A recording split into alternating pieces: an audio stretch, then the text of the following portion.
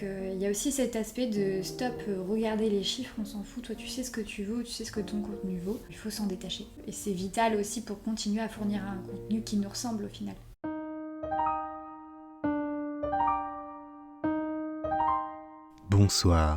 Bonsoir et bienvenue dans Parlons ASMR, le podcast pour les amateurs et amatrices de sensations douces. Aujourd'hui, mon invité sonne comme ça.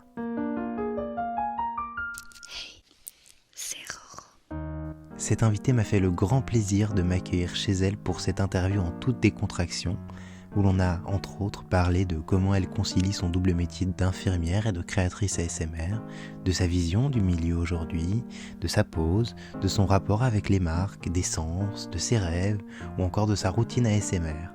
Tout ça et bien plus encore à retrouver dans ce 4e numéro de Parlons ASMR. Bonsoir Roxane ASMR. Bonsoir. Je suis très content de te recevoir dans ce podcast. Comment tu veux que je t'appelle pendant ce moment qu'on va passer ensemble ? Tu peux m'appeler Roxane ou Roro, comme tu veux. Parfait. Alors, donc, les premières questions un peu rituelles sur tout ce qui est sens, sensation. Donc, l'ASMR, ça porte sur les sens, c'est quelque chose de très sensoriel. Toi, parmi les 5 sens, lequel te procure le plus de sensations ? Moi, je suis très axée sur la vue. Donc c'est pour ça que l'ASMR visuel pour moi c'est le plus extasiant, on va dire. C'est là où je ressens le plus de choses. Les hand movements, donc les mouvements de main lents sur la caméra, c'est vraiment ce qui déclenche le plus mon ASMR. Donc ouais, je dirais la vue incontestablement. Et donc par rapport au sens, toi, avec lequel des sens tu as eu l'expérience la plus forte en termes sensoriels ? Ça peut être quelque chose, je sais pas, un spectacle magnifique, visuel, comme une aurore boréale, ou alors un son très doux, un goût très savoureux, quelque chose. Quelle est ton expérience sensorielle la plus forte ? Et bien c'est un doux mélange du coup entre la vue et le son. C'est en fait quand je suis partie au Japon il y a 2 ans, j'avais fait une espèce de randonnée dans les montagnes et en fait il y avait un moment, tu vois, un petit passage où on passait dans un tout petit chemin qui montait, donc en pierre, avec entouré de forêts et tout ça, et il y avait une toute petite fontaine avec je sais pas si tu arrives à visualiser, c'est une fontaine en pierre avec juste un bambou qui sort et où il y a des gouttes qui tombent. Et donc je m'étais arrêtée pendant bien un quart d'heure. Bon, j'avais médité un peu sur le lieu, mais bien un quart d'heure où je regardais les gouttes tomber. Du coup il y avait ce bruit de gouttes et ce visuel de la goutte qui se constituait au départ, puis qui tombait. Et c'était vraiment un spectacle incroyable. Et c'est encore un endroit dans lequel j'aime me réfugier, tu vois, pendant des séances d'hypnose ou de méditation, parce que c'est vraiment l'endroit qui me paraissait le plus sécurisant. C'était tellement quelque chose que ouais, tu pouvais imaginer que ça allait arriver, et c'est bizarre comme sensation, mais quand tu sais que ça va arriver, comme quand tu vois quelqu'un écrire, ça te fait quelque chose. Quand ça arrive, t'es là, ah ben voilà, je le savais. Et franchement, ça te procure quelque chose d'indescriptible. Et donc ouais, pour moi, ces 2 sens-là liés, de ce moment-là précis, c'est vraiment ce qui déclenche le plus toutes les sensations de mon corps. Et du coup, alors, c'est un peu un cycle complet des choses. Toi, c'est quelque chose qui te plaît de voir ce genre de choses satisfaisantes Ouais, carrément. Ouais, c'est ça, c'est totalement le mot satisfaisant. C'est vraiment ça, en effet, ce mélange de visuel et d'auditif qui fait un tout indissociable. C'est vraiment ça pour moi, l'ASMR, vraiment. Pour moi, ce serait inutile de juste avoir un son ou juste avoir un visuel. Il faut vraiment lier les deux pour créer la parfaite osmose. Et donc ce moment-là, pour moi, a été particulièrement incroyable. Si tu pouvais rajouter un sens aux 2 sens qui existent déjà dans l'ASMR, donc la vue et l'ouïe, qu'est-ce que ce serait ? Qu'est-ce que ce serait le plus intéressant à rajouter dans l'ASMR ? Et tu vois, j'ai écrit un livre il y a quelques années, j'en avais parlé justement, du sens que j'aimerais qu'on ait dans les vidéos, c'est l'odeur. Clairement, par exemple, les bougies, quand on allume une bougie, voilà, le fait d'allumer la mèche et tout ça, ce petit son de bois qui craquelle et tout ça, j'aimerais qu'on puisse avoir l'odeur de la bougie, ou même l'odeur, tu sais, quand on souffle sur la bougie, cette petite odeur qu'il y a de cire brûlée, vraiment, je trouve qu'elle a toute sa place. Ce serait incroyable qu'on puisse avoir ça dans quelques années, des odeurs qui traversent l'écran pour pouvoir le transmettre. Ouais, et du coup, toi, est-ce que tu vois, en fait, justement, techniquement, comment tu vois le monde de la l'ASMR évoluer? Je me dis qu'un jour, alors ça existe plus ou moins déjà, des petits événements où ça fonctionne bien. Peut-être qu'un jour on aura des cabinets d'ASMR comme il existe déjà des cabinets de sophrologie. Je me dis que peut-être qu'un jour, voilà, on rentrera dans une espèce de bulle et que d'un coup on sera attaqué par tous nos sens et que tout ça sera extraordinaire et relaxant. Je me dis que c'est carrément possible que ça puisse voir le jour. On m'avait déjà d'ailleurs parlé d'un projet qui n'a jamais vu le jour finalement, mais quelqu'un qui avait envie de créer ça. Et j'espère qu'il y aura le public pour le recevoir, parce que je trouve que ce serait vraiment trop dommage de ne pas le développer en effet en dehors de toute cette sphère d'internet. Donc ouais, carrément des cabinets d'ASMR. Quel bonheur. Et parce que en soi, ce serait une médecine douce, etc. Mais et pour qu'est-ce que tu vois à l'intérieur de ces cabinets, justement, des ASMR artistes, des professionnels peut-être de la sophrologie, des choses qui pourraient animer du coup ce genre de choses si ça existait? Un tout mélange de tout ça. Paris ASMR déjà, pourrait carrément animer ce genre d'atelier. Mais en fait, je le vois aussi même d'un aspect virtuel lié au réel. Ça me fait penser un peu à ce qu'on appelle le Snozelen. Le Snozelen, c'est des endroits dans lesquels on met les personnes qui ont des déficiences mentales. En général, ce sont des personnes âgées qui sont dans la démence et tout ça. Et voilà, on rappelle au sens. Donc avec des odeurs, on diffuse des odeurs. On rappelle aussi les visuels, on met des lumières sur les murs. Le toucher, on touche des balles sensorielles ou des codes de lumière. Enfin, il y a plein d'endroits comme ça. Et en fait, ça, ce genre de pièces n'existe pas pour les gens normaux qui ont juste envie de stimuler leur sens et de se détendre dans un environnement comme ça. Donc je me dis, pourquoi pas au final faire ça. Donc pas forcément avec des intervenants du coup, même si carrément, on peut carrément inclure quelqu'un qui viendrait nous raconter une histoire à l'oreille, ou tapoter sur des objets, ou faire des mouvements de main, voilà. Mais juste une pièce où en fait tous nos sens pourraient être stimulés, pour être apaisés. Pour des gens lambda, ça serait génial. Et je comptais te poser la question plus tard, mais allons-y maintenant. Du coup, toi qui es dans le soin, dans quelle mesure l'ASMR ça fait partie de ton travail, et à quel point tu l'inclus dans le soin que tu peux apporter à des patients, ou justement même toi pour ta relaxation propre dans ton métier qui n'est pas forcément toujours simple? Alors moi c'est tous les jours en fait. Alors moi je suis infirmière en réanimation, donc un lieu où la peur règne, que ce soit pour les patients, parce que quand ils arrivent ici dans ce contexte de réanimation, c'est qu'ils sont sur un fil, et du coup la famille aussi. Donc moi mon travail, je le lis carrément avec l'ASMR. Mes collègues maintenant sont familiers au fait qu'ils peuvent m'appeler sur des situations de stress. Voilà, ils savent, donc ils passent un petit coup de fil, et quand ils n'ont plus les clés parce que des fois on ne sait pas, ou alors ça ne matche pas avec quelqu'un, et donc voilà, on reste des humains avant d'être des soignants, donc forcément on ne peut pas avoir tout le temps les clés. Mais moi j'essaye d'apporter ce petit moment de douceur, d'essayer de les écouter d'abord, et après d'induire avec l'hypnose, parce que du coup j'ai une formation d'hypnothérapeute, donc je peux le lier à mon métier. Et donc du coup, je vais pas arriver et taper sur mes perfusions, ou on n'en est pas là. C'est plutôt de la voix basse, de la voix chuchotée, du chemin. Voilà, j'essaie de leur faire parcourir un chemin pour arriver dans leur endroit, un endroit sécurisant pour eux, de leur faire imaginer. Donc il y a beaucoup de visuels dans ce que je dis. J'essaye de faire place aussi Tu vois, je dis, par exemple, là, on entend, je sais pas, la fontaine qui est dans ma cuisine.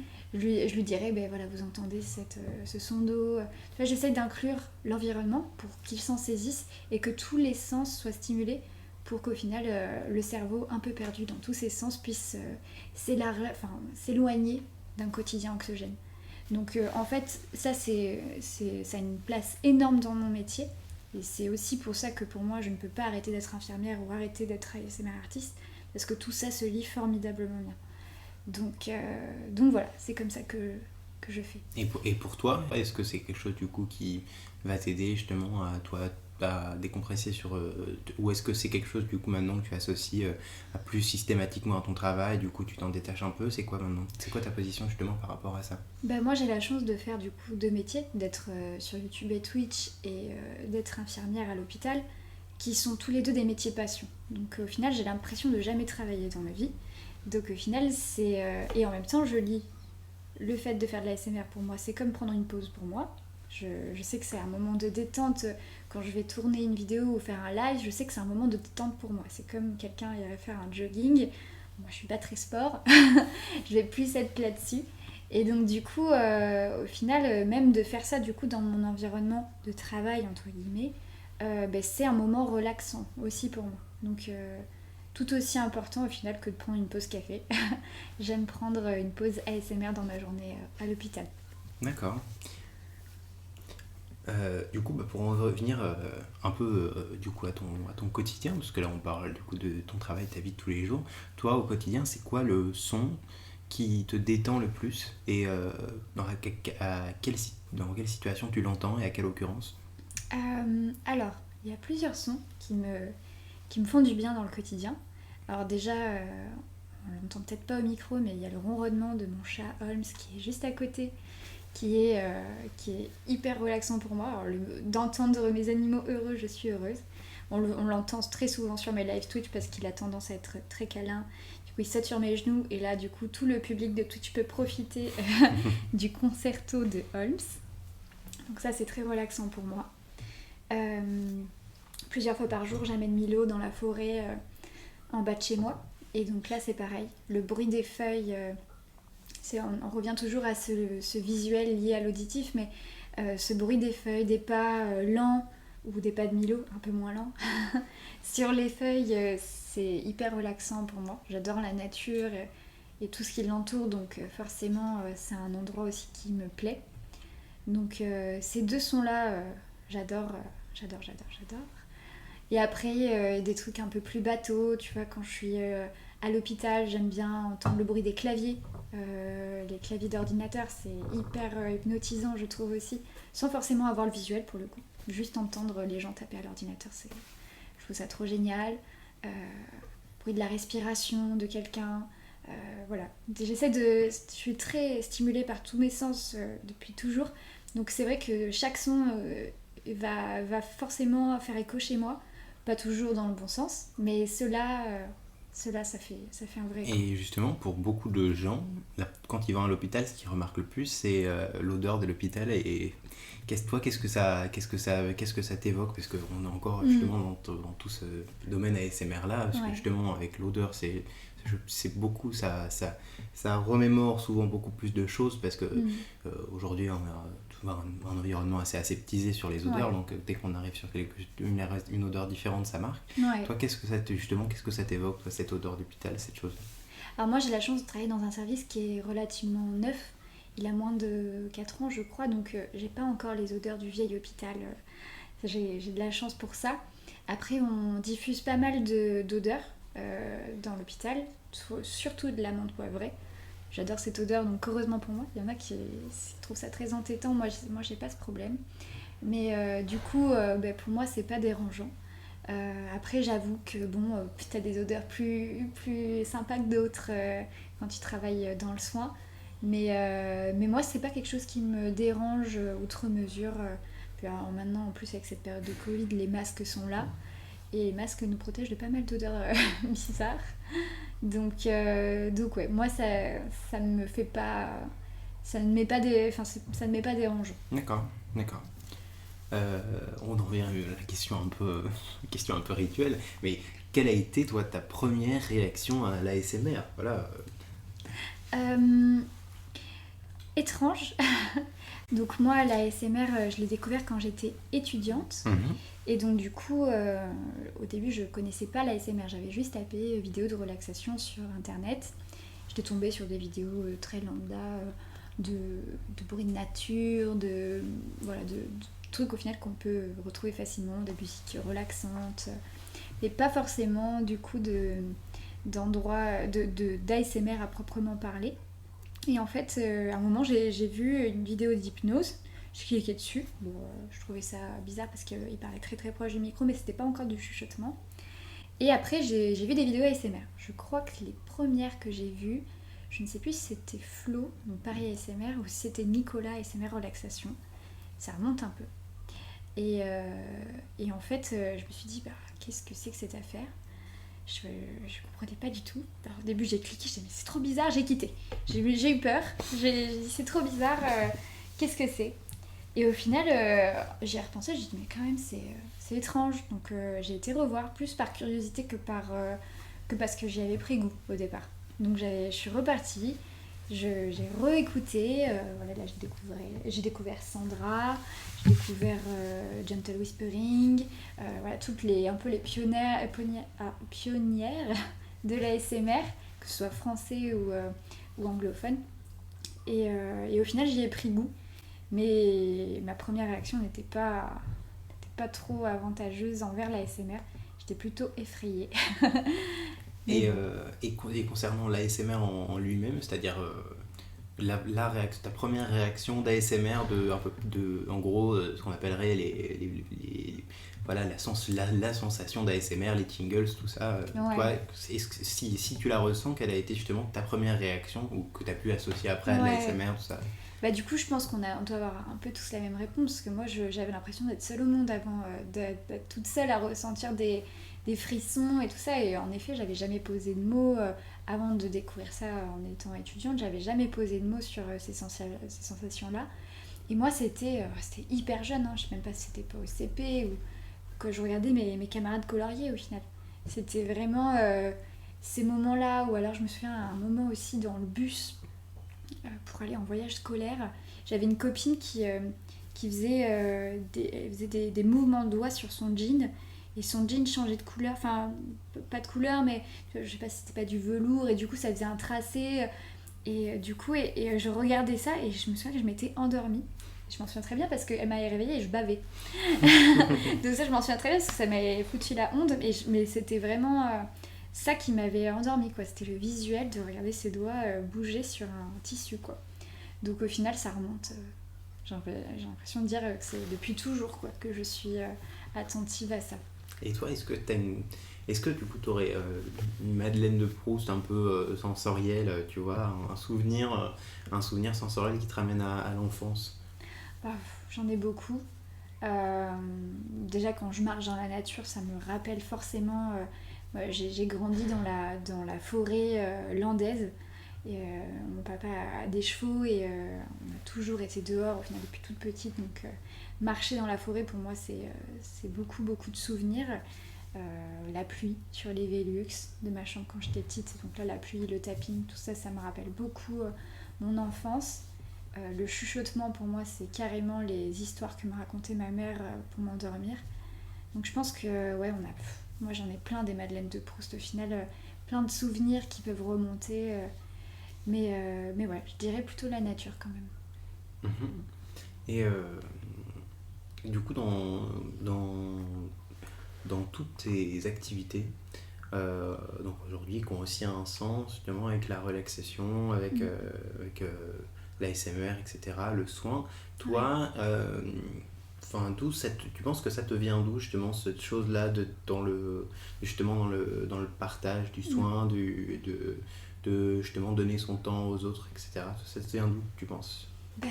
C'est vrai que, alors j'ai jamais su trop l'expliquer, mais moi depuis toujours les gens se sont confiés à moi, venaient vers moi naturellement pour avoir de l'aide ou quelqu'un à qui parler. Je sais pas, peut-être que je sais pas, j'ai peut-être un visage qui inspire confiance, j'en sais rien, mais c'est vrai, depuis toujours, moi j'ai toujours eu cet aspect relation d'aide, plus que juste ASMR. Voilà, j'ai toujours aimé aider. Donc naturellement, je me suis d'abord dirigée vers le paramédical. J'ai fait une formation d'abord de prothésiste dentaire et tout ça. Et au final, en évoluant, je me suis dit non, j'ai vraiment besoin d'avoir des patients, donc infirmière. Puis ensuite, en découvrant l'ASMR, je me suis dit mais c'est carrément lié à ce que j'ai envie de faire de ma vie, c'est-à-dire aider et relaxer, parce que ça me relaxe aussi de savoir que je peux aider quelqu'un. Ça me procure une sensation qui est agréable, qui m'apaise aussi, parce que dans la vie, je suis très active. Au final, les seuls moments où je peux prendre un break, c'est ces moments-là. Donc, je ne saurais pas expliquer vraiment à partir de quand c'est arrivé et pourquoi et qu'est-ce qui m'a donné envie de faire ça. Je suis juste comme ça en fait. J'ai toujours aimé aider et soulager les gens de leurs démons. Ça m'apaise. D'accord. Euh, donc dans ton travail, on voit beaucoup parce que du coup là on va rentrer un peu plus dans la partie YouTube milieu. Toi, du coup, tu tu n'es pas si nouvelle, mais tu n'es pas non plus si ancienne dans le milieu de la SMR, parce que il me semble que tu as commencé dans 2017. 2017, ouais, c'est ça. Donc il n'y a pas si longtemps, quoi. Ouais. Mais ce qui est quand même il y a eu quand même une ou deux générations d'ASMR artistes Ah oui, qui ont percé entre temps. Donc ça commence quand même à faire un peu de temps. ouais. Et toi, tu as beaucoup partagé sur ton travail, comme tu l'as dit, tu as fait un livre, souvent on peut te voir dans les médias pour en parler de la SMR. Toi, en quoi, pour toi, c'est important d'avoir une parole et une parole médiatique sur la SMR? Est-ce que pour toi, c'est important justement de Alors le mettre en avant? ça s'est fait assez naturellement en fait, parce que moi je cours pas après ça. C'est pas quelque chose qui m'est indispensable de parler ou de partager.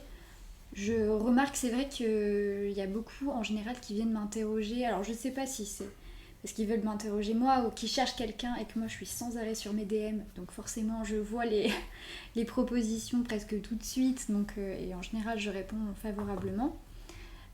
Pas sans négociation, hein, parce que parfois certains médias ont une image de la SMR ou qui veulent faire transparaître quelque chose qui me plaît pas du tout. Et donc après explication, j'arrive à les amener un peu plus sur le terrain dont j'ai envie de parler. Beaucoup en général quand ils parlent d'ASMR, au final ils veulent parler de YouTube et donc du coup ils veulent parler de l'argent que ça génère. Et moi c'est pas ça qui m'intéresse, c'est de parler en effet de sensations, de qu'est-ce que ça peut procurer chez quelqu'un. Donc pour moi c'est pas indispensable d'avoir cette parole médiatique. Mon livre, ça s'est fait pareil. C'est Albin Michel qui m'a contacté. C'est pas moi qui ai voulu écrire absolument pour eux. C'est eux qui m'ont contacté, qui m'ont dit est-ce que ça t'intéresserait d'avoir la parole sur ce sujet-là? Et vu que j'adore écrire ou partager, j'ai dit bah d'accord. Mais c'était vraiment pas d'abord un choix de ma part. Donc au final, je ne sais pas t'expliquer non plus pourquoi on vient vers moi ou... voilà, ça me fait très plaisir. Mais Tu te sens pas forcément d'âme ah d'ambassadrice de la SMR? pas du tout. Je pense qu'il y a des gens France, plus légitimes que moi. Mais je suis contente que les gens viennent, en tout cas, pour partager ça. Et puis après, en effet, il y a cet aspect soin. Et des fois, ça se complète bien. Donc, est-ce que c'est pour ça? Est-ce que c'est parce que les gens savent que je suis infirmière et que du coup, je peux avoir ce double regard de soignant et de personne qui veut aider au sommeil? Parce que ça, c'est un peu lié. Je sais pas. Toi justement, en ayant commencé en 2017 sur YouTube, Ouais. enfin, voilà, faire avec du coup une production qui est quand même assez dense, voilà, avec plusieurs vidéos par semaine. Euh, donc tu as récemment fait une pause justement pour plus te tourner vers Twitch. Ouais. En quoi cette pause-là elle était nécessaire pour prendre du recul sur ton travail et voir comment tu pouvais le changer? Exactement. En fait, je me suis rendu compte que mon travail, de moins en moins, au début, je m'en suis pas rendu compte, me ressemblait. Et moi, c'est pas quelque chose qui me tentait particulièrement de faire des choses qui me ressemblent pas, évidemment. Et au final, je me retrouvais plus dans Twitch parce qu'il y a cet aspect très spontané qui est du coup hyper agréable d'avoir la réaction directe des gens et de pouvoir échanger sur des sujets divers et variés. Ça me plaisait davantage. Et en même temps, je me suis dit, en effet, ça fait 4 ans que je suis sur YouTube toutes les semaines, plusieurs fois par semaine.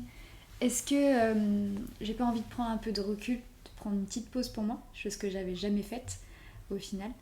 Et du coup, elle était bénéfique dans le sens où je suis revenue avec des idées nouvelles, avec d'autres envies pour ma chaîne. Il y a aussi cette addiction aux chiffres qu'on prend forcément quand on est sur YouTube, à regarder nos stats toutes les 2 heures lors de la sortie d'une vidéo. Et ça, c'est hyper anxiogène. J'ai trop envie de me détacher de ça. J'y arrive mieux depuis ma pause. C'est pas encore totalement réglé parce que forcément on reste toujours axé sur les stats, mais beaucoup moins depuis ma pause en tout cas. Donc il y a aussi cet aspect de stop, regarder les chiffres, on s'en fout, toi tu sais ce que tu vaux, tu sais ce que ton contenu vaut, donc il faut s'en détacher. Et c'est vital aussi pour continuer à fournir un contenu qui nous ressemble au final, et pas vouloir coller forcément aux standards de l'ASMR que pourraient renvoyer soit certains créateurs, soit des créateurs internationaux, et du coup leur communauté n'est pas la même que la mienne. Donc voilà, je voulais retrouver ce qui me ressemble à moi, avec mon visuel lié à l'auditif, mes univers de roleplay, mais voilà. Et que si ça plaît, ça plaît parce que c'est moi qui l'ai fait, et pas parce que j'ai un petit peu piqué les idées à droite à gauche sans le vouloir, pour vouloir plaire aux stats. Voilà. Et justement, tu parlais de communauté. Toi, est-ce que justement cette transition sur Twitch, elle s'est aussi faite à cause du public qu'il peut y avoir sur YouTube, et justement en ayant justement plus d'engagement et plus de, je sais pas si c'est de la bienveillance, mais en tout cas au moins un public qui est là pour une chose précise, et qui est, enfin, c'est moins facile de trouver un live Twitch qu'une vidéo YouTube, et du coup un public potentiellement plus bienveillant, ou alors Ouais. dans le moins dans la critique. Est-ce que c'est quelque chose toi aussi qui t'a fait transitionner le type de public que tu peux avoir face à toi? Alors moi j'ai la chance, après je pense que dans l'ASMR, c'est quand même assez bienveillant, et moi j'ai jamais eu vraiment une communauté malveillante. Alors comme tout le monde, j'ai 2 commentaires par vidéo qui peuvent pas me plaire, mais s'ils sont constructifs c'est pas très grave, ou 2-3 commentaires malveillants de temps en temps, ou des messages malveillants. Ça c'est le lot d'avoir une audience, donc je me dis que c'est pas forcément lié qu'à moi. Donc c'est pas quelque chose qui m'a décidé à partir un peu sur Twitch. Ce qui m'a vraiment décidé, c'était l'envie de spontané. De pas avoir à... Parce que c'est vrai que l'ASMR, on aime l'ASMR parce que c'est joli, c'est satisfaisant, voilà, c'est tout ça en même temps. Alors que moi, ce que j'aime bien, c'est de temps en temps, sur mes lives, faire des trucs, à avoir un imprévu, me casser la gueule en live, et que les gens rigolent de ça, et que du coup, voilà, il y a aussi cet aspect spontané qui me voit, il me voit en fait vraiment, et pas comme je voudrais qu'il me voit, parce que le montage, on en fait ce qu'on veut, forcément. Et moi, j'ai envie de partager, pour le coup, ma vraie personne. Donc depuis 2 ans sur Twitch, au final, les gens me voient telle que je suis. Ça me va à 100% de pouvoir partager ça. J'ai aussi rencontré plein de gens sur Twitch, des gens géniaux, que ce soit dans les créateurs ou que ce soit dans les viewers. J'ai maintenant des modérateurs qui sont de vrais amis pour moi, des gens de confiance à qui je sais que je peux confier ma chaîne si jamais il se passe quelque chose, quoi. Et donc au final, c'est besoin de vrai plus que tout. Après tant d'années sur YouTube, j'avais besoin voilà, de ce spontané, de ce moment où au final c'est juste nous avec notre vraie personnalité. Et aussi, est-ce que la transition sur Twitch, ça te permet aussi d'être plus sereine, ne serait-ce que financièrement, puisque tu as des revenus fixes à chaque fois, et que justement la médiatisation des vidéos YouTube peut être changeante? Est-ce que c'est quelque chose, est-ce que ça joue aussi justement d'avoir un cadre plus rassurant et peut-être plus stable? Alors YouTube me rapporte toujours à l'heure actuelle plus que Twitch. toute façon, c'est mon revenu de base, quoi, on va dire. Après, Twitch, je le vois plus comme un bonus, dans le sens où si ça rentre, c'est cool, mais si ça rentre pas, au final, ça va pas changer mon entreprise, parce que du coup, j'ai une entreprise pour ma chaîne. Et, et au final, bon, je sais que ça changera pas les choses. Donc plus sereine, pas vraiment, parce que je me suis pas lancée sur Twitch en me disant que ça a été monétisé. Au final, je savais même pas qu'on était monétisé sur Twitch avant plusieurs mois, puisqu'en fait, il faut que notre chaîne soit validée, puis affiliée, partenarisée, pour pouvoir ensuite avoir à peu près, je crois, c'est 80 centimes par sub. Donc c'est pas énorme de toute manière. Mais bon, c'est vrai que c'est un petit bonus. Alors plus à l'aise, je sais pas, parce que j'ai jamais eu de dépendance aux sous que peuvent générer ma chaîne, dans le sens où je suis infirmière. Donc de toute manière, j'ai mon salaire fixe et je sais que je pourrais payer mon loyer, payer ma nourriture et tout ça, c'est pas une inquiétude que j'ai. En effet, ma chaîne, c'est plus un bonus qui me sert à vivre pleinement ma vie de jeune fille de 24 ans, de pouvoir voyager, de pouvoir faire des petites choses à côté que, en effet, je pourrais pas faire si jamais j'avais pas tout ça. Mais du coup, ça c'est pas quelque chose qui m'inquiète. Et aussi, fait aussi, j'entends des stabilités parce que avec du coup les subs et les renouvellements des subs, on voit aussi justement une fidélisation du public, cette stabilité-là aussi. Oui, carrément, c'est vrai. C'est vrai qu'il y a cette stabilité-là. Mais c'est pas encore quelque chose d'assez important dans ma vie pour que j'en sois dépendante. D'accord. Et justement avec Twitch, l'incursion sur Twitch, donc des formats longs et des formats en live, on voit aussi l'émergence grandissante de l'ASMR sur TikTok notamment, justement avec des formats courts. Ouais. Toi, comment tu vois ces mutations de l'ASMR là, et est-ce que tu penses qu'un jour on aura fait le tour de l'ASMR? C'était un peu à dessein, mais... Moi, je pense que c'est hyper bénéfique, en effet, toutes ces nouvelles plateformes, tous ces nouveaux endroits sur lesquels on peut partager de la SMR. En effet, il y a quelques années, c'était seulement YouTube. Puis il y a 2-3 ans, c'est arrivé sur Twitch. Maintenant, depuis cette année, c'est aussi sur TikTok, comme tu le dis. Mais c'est super, ça veut dire qu'on évolue dans nos contenus, dans nos communautés aussi, parce que chaque plateforme a aussi son âge de communauté. TikTok, sans surprise, ça reste hyper jeune. Twitch, c'est un peu plus âgé que YouTube. Voilà, donc en fait, on se retrouve là-dedans.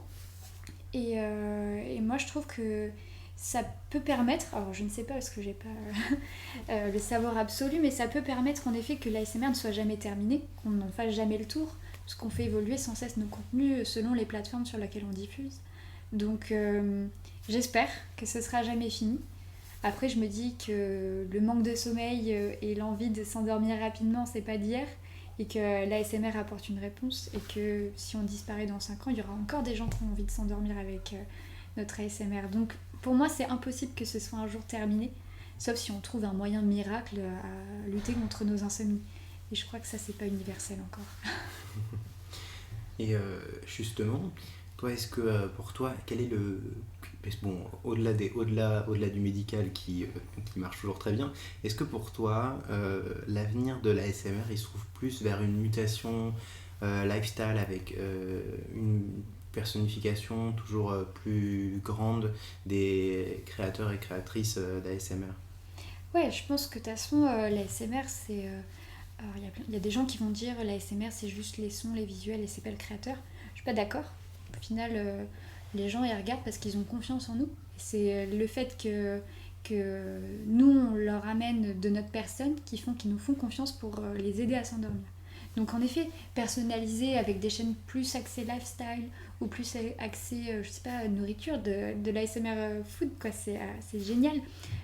Ça donne un sens au fait que les gens ils nous connaissent, reconnaissent notre travail et du coup nous font confiance pour nous laisser les endormir. Donc pour moi c'est obligatoire qu'on va aller de plus en plus vers cette personnalisation.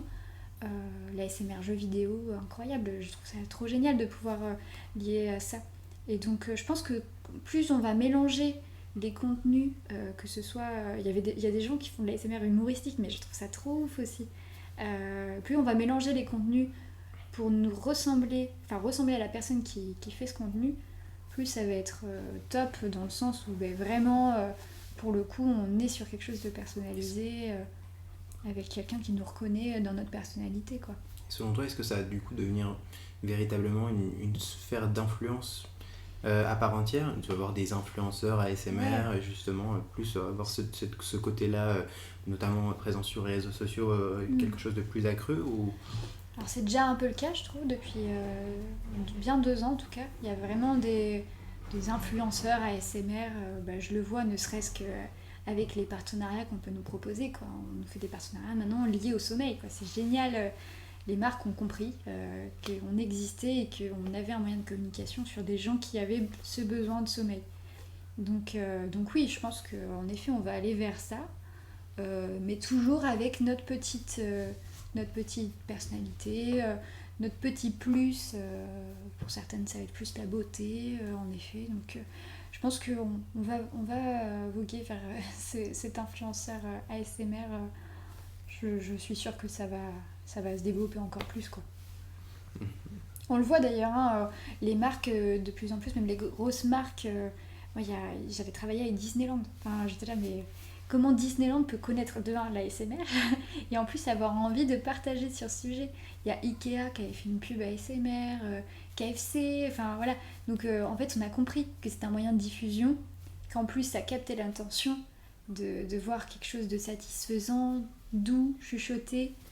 Donc ouais, pour moi c'est 100% sûr qu'on va aller vers ça, quoi. Est-ce que justement tu penses que aujourd'hui il y a vraiment un tournant chez les marques d'avoir plus de personnalisation dans leur contenu ASMR et dans leur communication ASMR? Moi je pensais notamment à une vidéo qui m'avait beaucoup marqué sur un partenariat, c'était le partenariat qu'avait fait ASMR Glow avec Deezer. Je sais pas si ça te parle, elle avait reçu toute une boîte de triggers avec justement une énigme après Ah ouais, génial. pour aussi avoir de l'interaction. Mais est-ce que tu penses justement que les marques aujourd'hui sont plus à même d'aller se tourner vers ce genre de contenu-là et de faire des choses beaucoup plus personnalisées pour voir, enfin, en fait, pour voir la SMR comme un genre à part entière? Ouais, ouais, carrément. Je trouve que c'est. Alors, j'avais pas vu ce partenariat-là, mais du coup, ça me parle vachement ce que tu dis. Je trouve que c'est hyper intéressant, même pour le public, quoi, parce qu'on offre une double lecture. Alors, oui, il y a le produit, il y a tout ça, mais il y a aussi ce que je peux proposer avec le produit ou avec l'univers de la marque et tout ça. Donc, oui, je pense que c'est hyper intéressant. Et moi, je le vois pas du tout d'ailleurs comme quelque chose de négatif. C'est arrivé des marques sur un petit peu la sphère de l'ASMR. Plein de gens qui vont le voir comme quelque chose de négatif. Moi, je vois pas ça d'un aspect lucratif ou quoi que ce soit, mais plus voilà, que ça rajoute quand même déjà une légitimité.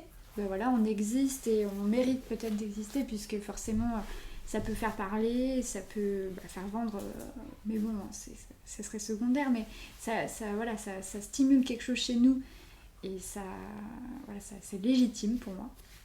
Donc je trouve que c'est un super moyen de communication au final, de faire ça dans la douceur et avec tout l'intérêt que la SMR peut apporter, relaxant et en même temps intriguant. Donc non, moi je trouve que c'est trop top, quoi.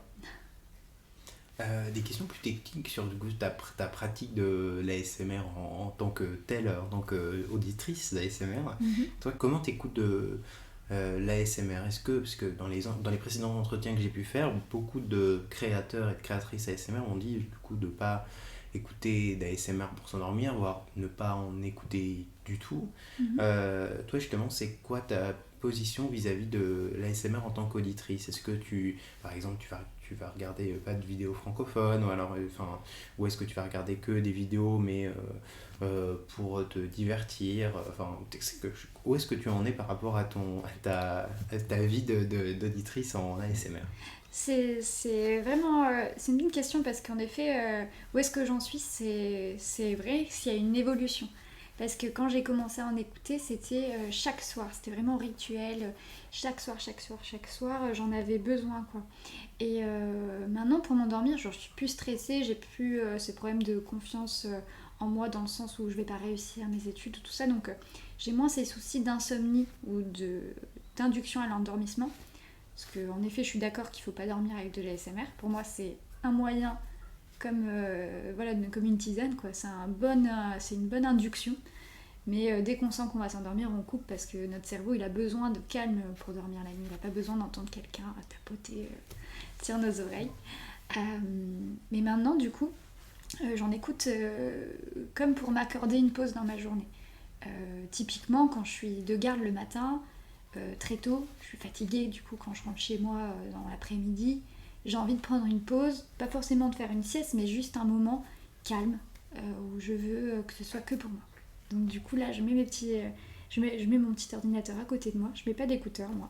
Alors, je sais que c'est bizarre. Bah, ça a été une question ça allait être une question que j'allais te poser, donc c'était si tu écoutais plutôt la SMR avec ou sans casque. Mais moi je sais que je serais aussi plutôt partie de ta team parce que je sais que si même plutôt pour m'endormir la plupart du temps c'est plutôt sans casque parce que malgré toute la bonne volonté qui est mise dans la création et on le sait pour justement avoir le meilleur des sons à l'intérieur de casques et d'écouteurs, mais c'est vrai que pour moi c'est pas un passage obligatoire. Ouais, pareil. Parce que il y a aussi toute cette chose là un peu de diffusion dans l'environnement aussi. Ouais. Je sais pas si c'est pas trop théorique, mais je vois très bien ce que tu veux dire. Ouais, carrément. Sans casque. Et du coup moi je l'écoute sans casque forcément, enfin pour la sieste en tout cas, ou alors quand je suis, je sais pas, si jamais vraiment je sais que j'ai avoir du mal à m'endormir un soir, là je vais mettre un casque, mais c'est pas forcément pour moi, c'est plutôt pour pas déranger les personnes à côté, quoi. Donc quand je suis toute seule l'après-midi, tranquille, c'est sans casque, et j'écoute toujours la même personne, Dena ASMR. Ça fait 6 mois que je n'écoute que ses vidéos, exclusivement que ses vidéos. Sa voix me fait écho, donc du coup j'adore. Et puis en plus il fait pas mal d'opening de cartes, donc ça rajoute un peu cet effet visuel que j'adore. Donc du coup moi j'écoute que cette personne là, et du coup ça me détend. Et donc je dis pas que ce serait quotidien mon écoute, mais bien 3 fois par semaine je pense, pour ma petite sieste de l'après-midi. Et du coup tu écoutes un homme dans la SMR, ce qui est plutôt moins présent, enfin plus rare, ou en tout cas moins, c'est pas ce qui marche le mieux en tout cas, les hommes plus surtout des hommes plus âgés dans la SMR, c'est pas ce qui marche le mieux. Pourquoi cette chose là en particulier? Est-ce que toi t'as plutôt des goûts justement là-dedans concernant le genre, ou tu t'attaches juste à la personnalité, ou comment tu choisis un peu tes... Moi je m'attache vraiment au grain de voix, alors pas vraiment au final au genre, parce que j'aime beaucoup les vidéos de Martine ASMR alors du coup qui du coup a un grain de voix hyper grave, mais du coup elle sort pas beaucoup de vidéos, donc je peux pas vraiment m'en mettre sous la dent tous les jours. Mais du coup son grain de voix est très grave, et donc j'adore ce type de grain de voix.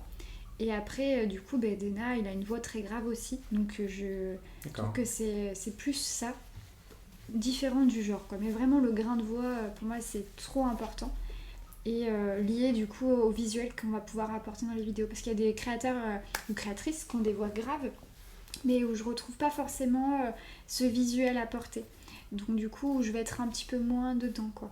Alors que là je sais que pour le coup sur ces 2 créateurs là il y aura forcément du visuel et un grain de voix grave, et donc ça c'est ce qui me détendra le plus au final. Et du coup toi tu préfères écouter quel genre d'ASMR? Est-ce que c'est plutôt du blabla? Est-ce que c'est plutôt des roleplay, plutôt multi-déclencheurs? Je suis pas trop roleplay, curieusement, parce que j'adore en faire, mais j'en écoute un peu moins que j'en fais. Mais plus en effet blabla. J'adore entendre les chuchotements, on en parlait tout à l'heure, ça me fait un petit peu écho aux histoires qu'on peut raconter et tout ça. Donc plus du blabla, avec lié du coup au mouvement de main, ou alors au déballage de choses. J'adore les unboxings et tout ça, parce que voilà, j'attends avec impatience de voir. Donc voilà, il y a cet aspect aussi un peu je veux regarder, j'ai besoin de regarder. Et puis après, dès que je suis rassasiée au niveau du visuel, je ferme les yeux et puis je m'endors avec les sons de voix ou de déclencheur. Mais pas forcément du multi-déclencheur ni du roleplay, plutôt du blabla. Ouais. D'accord. Et est-ce que toi, qui a quelle fin? Est-ce que pour toi, c'est une importance qui est du coup une, tout un décor ou alors les vidéos qui sont par exemple les vidéos historiques très travaillées, très avec justement beaucoup de réalisations, de choses comme ça, ou est-ce que tu cherches peut-être plus de simplicité Bah, ça va vraiment dépend de mon envie d'écoute du moment. Tu vois, par exemple, pour ma petite pause de l'après-midi, j'aime bien avoir quelque chose qui est travaillé. Parce que du coup, c'est pas forcément un endroit où c'est pas forcément un moment où je vais m'endormir. Donc ça va être plutôt du moment calme avec divertissement.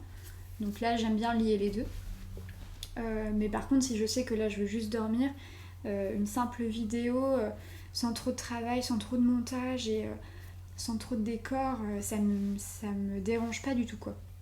Donc ça dépend vraiment de mon écoute, selon si je veux dormir ou pas, quoi.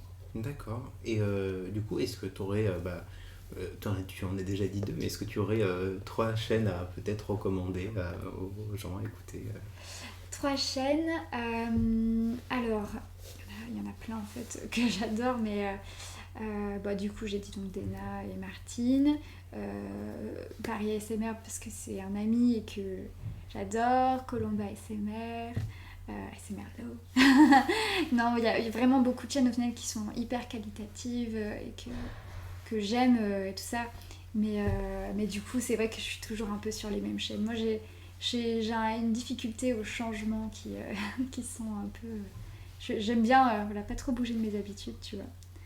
Mais c'est vrai qu'il y a énormément de chaînes qualitatives en France, on a beaucoup de chance et sans trop de contenu qui sont déplacés parce qu'il y a quand même pas mal de contenus dans d'autres pays, je sais pas, en Russie par exemple. C'est des contenus qui pour moi ne sont pas de l'ASMR, c'est très déplacé comme contenu, moi ça m'endorme pas du tout. Mais en France on est quand même gâtés, on a que que je sache en tout cas, j'ai l'impression qu'on a que des créateurs de qualité, quoi. D'accord. Toi, quel est le format que tu préfères faire sur ta chaîne? Alors, j'adore faire des roleplays parce que j'aime créer l'univers qu'il y a autour, que ce soit en termes de décor ou de maquillage ou d'objets que je vais pouvoir mettre en scène. Donc j'ai envie de dire que ça c'est les vidéos qui nécessitent le plus de pas de montage, mais enfin si, en fait si, ça nécessite le plus de montage et de post-prod et j'aime beaucoup ça. J'avais fait des roleplays un petit peu en mode futuriste où il y avait vraiment cet aspect FX qui était rajouté et je trouve que c'est hyper satisfaisant après parce qu'on se dit waouh, le travail il claque là, c'est cool. Ça change et en effet c'est pas forcément des vidéos qui vont le mieux fonctionner. Des fois des vidéos multi-déclencheurs ou des vidéos, je sais pas, sans déclencheur en 10 minutes, des trucs au final un peu plus rapides et cadencés, ça va peut-être mieux fonctionner. Mais en tout cas, si on parle vraiment de production, je pense que ouais, les roleplays bien travaillés, avec bien du post-prod derrière. Et c'est quoi la partie que tu préfères faire justement dans ton travail avec ASMR? La partie dans, voilà, c'est tournage, création de scénario, le montage, c'est quoi la partie que tu préfères? J'ai envie de te dire création de scénario. Tout ce qui est avant de l'excitation, tu vois, de se dire oh, je vais créer cet univers-là, de choisir la tenue, écrire un peu ce que j'ai envie de mettre en scène. Parce qu'après, parce qu'au final, c'est la partie dont t'es jamais déçu. Parce que voilà, c'est. Quand tu regardes ta vidéo, bah, tu peux être déçu parce que tu dis oh, j'aurais voulu peut-être que ce soit plus comme ça et tout ça. Elle me plaît, mais c'est pas 110% de ce que je voulais faire. Alors qu'au final, je trouve que quand tu crées ton truc, tu crées ton univers, t'es jamais déçu. Tu fais un truc sur mesure de ce que tu as envie de proposer, avec l'ambiance relaxante que tu veux mettre dans ton projet. Donc, ouais, la création. Alors, pour finir du coup cet épisode, je vais te poser du coup, comme à chaque fois, quelques petites questions sur les rêves. Tout d'abord, est-ce que tu es une rêveuse? Et je te laisse avec toute la polysémie de la question. Oui, alors j'ai beaucoup de rêves, mais c'est plutôt des rêves qui concernent mon quotidien. souvent, tu vois, quand j'ai un voyage de prévu ou quand je joue beaucoup à un jeu vidéo, je vais rêver soit du voyage qui va arriver, de comment ça va se passer et tout ça, soit je vais être dans le jeu vidéo et ce sera moi l'héroïne. Voilà, je suis très dans l'action au final, pas trop dans l'imagination de quelque chose de nouveau. Sauf quand je rêve que je vole, ça m'arrive très très souvent. Mais sinon, ouais, ça va être plutôt dans l'action, ça m'arrive beaucoup de rêver, oui. D'accord. Et du coup, dans l'autre sens, que tu te considères comme une rêveuse, c'est-à-dire un peu la tête dans les nuages, etc. Machin. Oui. Alors, tu veux dire plutôt du coup dans le quotidien Oui, c'est ça. Ouais. Un peu distraite, un peu. Oui, carrément distraite, très très distraite. Déjà, j'adore entreprendre, donc dès que je m'ennuie, c'est très dangereux, parce que j'imagine 1000 trucs que je pourrais faire à l'instant T. Donc, ouais, rêveuse, plus. Et justement, toi, est-ce que le rêve, justement, tout l'univers un peu concernant les rêves, la nuit, etc., c'est quelque chose qui te plaît, qui t'influence ta création, justement, tout ce truc-là autour des rêves? Bah, j'avoue que ça influence pas ma manière de créer. Des fois, ça consolide un projet. Quand je sais que je veux tourner quelque chose ou on repart sur le voyage, ouais, c'est quand je sais que je vais partir quelque part, je m'imagine beaucoup en train de partager, souvent. Parce que j'adore montrer mes voyages, expliquer comment le dérouler, tout ça. Et donc en général, ça fait partie intégrante en effet de ma vie déjà, donc forcément c'est aussi dans mes nuits. Donc ouais, on pourrait dire que ça influence peut-être un peu mes créations au final. Et du coup, la dernière question sera, est-ce que toi, tu as encore des rêves à réaliser, voilà. Ah oui, j'en ai 10 000 à la minute.